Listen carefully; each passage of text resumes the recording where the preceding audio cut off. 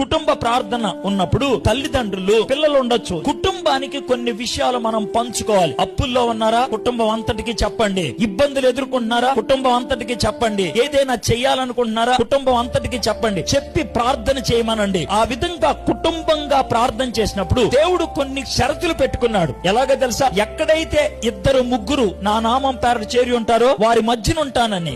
ఏ ఇద్దరైనా ఒక విషయంలో అంగీకరిస్తే పరలోకంలో దాన్ని నేను అనుగ్రహిస్తాను అని అన్నాడు దేవుడు. మీరు ఒక విషయం గురించి భార్యాభర్తలుగా ప్రార్థన చేస్తే దేవుడు వింటాడు, దానికి జవాబు ఇస్తాడు. ఈ రోజు నుంచి ఈ విషయాల్ని మీ జీవితంలో అన్వయించుకోవడానికి ప్రయత్నించండి. మీలో చాలా మంది పెద్దోళ్ళ దగ్గరికి వెళ్లి ప్రార్థన చేయించుకోవడానికి ఇష్టపడతారు. తప్పు లేదు. అయితే ఒక మాట చెప్తాను, దేవుని అంత విశ్వాసం ఉంచేటువంటి వ్యక్తి కేవలం పెద్దోళ్ళ దగ్గరికే వెళ్ళడు. దేవుని ఎడల భయభక్తులు కలమడిన చిన్న పిల్లోడు కనబడినా నా కోసం ప్రార్థన చేయవా అని అడుగుతారు.